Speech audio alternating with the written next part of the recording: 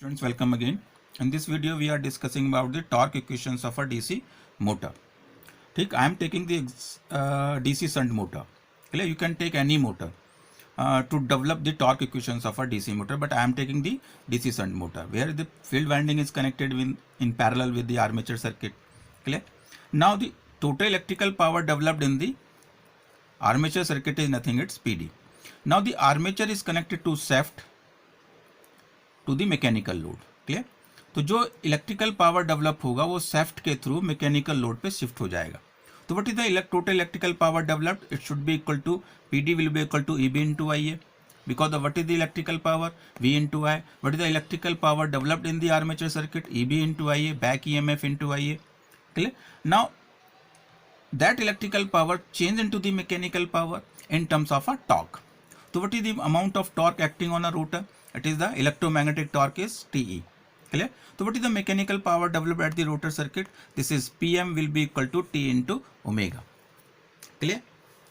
Now at steady state conditions, what happened? At steady state conditions, what happened? It means the mechanical power should be equal to the electrical power developed. You know very well T into omega equal to EB into IA. Clear? Now T omega EB into IA. What is the value of omega? Omega is the radian per second. Clear? Now it can be converted where because we are using n speed of the armature in RPM.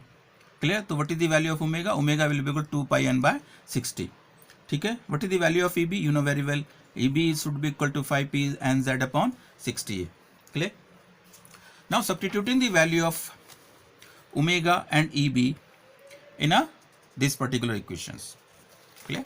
Now after putting the value of EB and omega, then we will get the following expression here. Clear? T into omega equal to EB into IA. What is the value of omega? 2 pi n by 60. What is the value of EB? 5 p n z upon 60A and multiply by IA. Then n से n cancel हो गया, 60 से 60 cancel हो गया, and 2 pi will be shifted into the denominator for the right hand part here. So what is the value of torque? Electromagnetic torque should be equal to 1 upon 2 pi 5 p z upon A into IA. That can be solved. It should be equal to 0.159 5 p z upon A into IA. Clear? Now I am indicating how much is the variable factor is there. Phi is a variable factor and IA is a variable factor. Rest are a constant.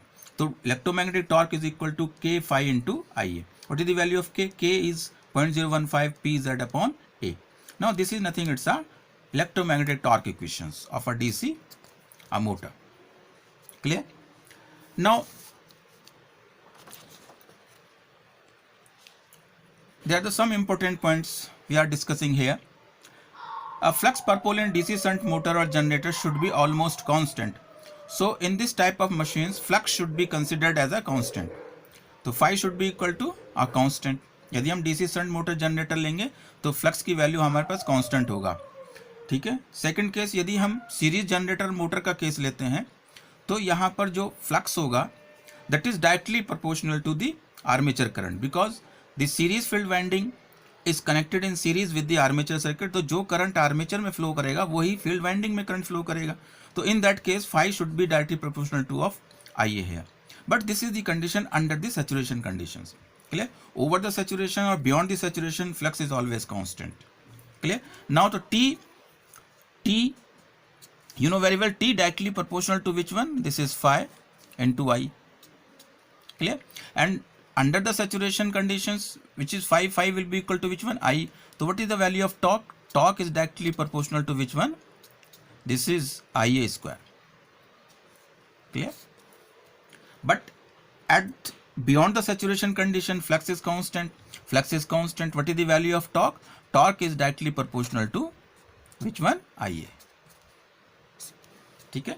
Now this is nothing, it's a torque equations of a DC generator, DC motor. Clear? Now there are some questions asked in the end semester examinations. They are the very well known questions. First question here, DC generator is found to develop a armature voltage of 200 volt If the flux is reduced to 25%, speed is increased by 40%, the armature generated voltage. तो second case में इसने generated voltage पूछा है, ठीक है। तो हम इसको कैसे सॉल्व करेंगे? Answer is 210 volt. Clear? Now what is the value of, you know what is the value of easy? Easy की वैल्यू किसके इक्वल होती है? दिस इज के फाई इंटू एन। ठीक, हमने इसको डिवाइड कर दिया किससे? नए वोल्टेज से, जब उसने कुछ चेंजेस किए ईजी डैश। ठीक है, क्या क्या चेंजेस किए उसने? फ्लक्स को रिड्यूस कर दिया 25%, तो फ्लक्स की वैल्यू कितनी हो गई हमारे पास अब? न्यू 3/4 5। ठीक, और स्पीड कितना इंक्रीज किया उसने? 40%। This is 1.4 into N. ठीक है, तो यहाँ से जब हम ईजी डैश की वैल्यू कैलकुलेट करेंगे तो ईजी डैश की वैल्यू हमारे पास आ जाएगा, दिस इज ईजी डैश की वैल्यू हम कैलकुलेट कर लेंगे, और ये ईजी डैश की वैल्यू हमारे पास आएगी, this is equal to 3/4 means 4.2 divided by 4 multiply by, और EG1 की वैल्यू क्या है हमारे पास? This is 200 volt. तो हम यहाँ 200 वोल्ट पुट कर देंगे, तो ये हमारे पास कितना वोल्ट आ जाएगा? This is 210 volt. Clear? Now this is this one problem.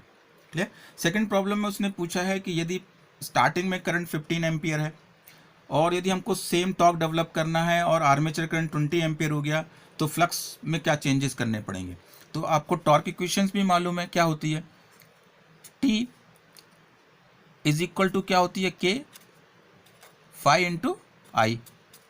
ठीक है, तो सेकंड केस में ये हमारे पास क्या किया इसने कि पहला T1 था, फ्लक्स फाई इंटू I1 है, तो नेक्स्ट T2 की वैल्यू उसने कर दिया हमारे पास K फाई डैश हो गया। Now current is I dash, लेकिन उसने क्या कहा है? At the same constant torque, same amount of torque. इसका मतलब क्या हो गया कि T1 की वैल्यू किसके इक्वल है?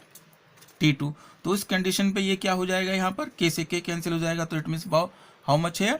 This is K phi I is equal to K phi dash into I dash.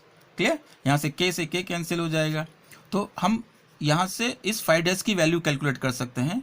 तो फाई डैश की जो वैल्यू आएगी, दिस इज फाई इंटू आई की वैल्यू कितना? इनिशियल अमाउंट ऑफ करंट कितना? 15, और इसको आई डैश को हम नीचे शिफ्ट कर देंगे तो कितना हो जाएगा? This is 20 ampere, this is 20 ampere current. तो ये हमारे पास आ जाएगा 3/4 इंटू 5। इसका मतलब ये है कि जो न्यू फ्लक्स आया वो 3/4 5s हो गया। इसका मतलब फिर फ्लक्स डिक्रीज हो गया। अब यहाँ से आपको क्लियरली ऑब्जर्व हो रहा है कि 3/4 हो गया, इसका मतलब 25% फ्लक्स आपका रिड्यूस हो गया है। तो this is nothing, it's answer is a.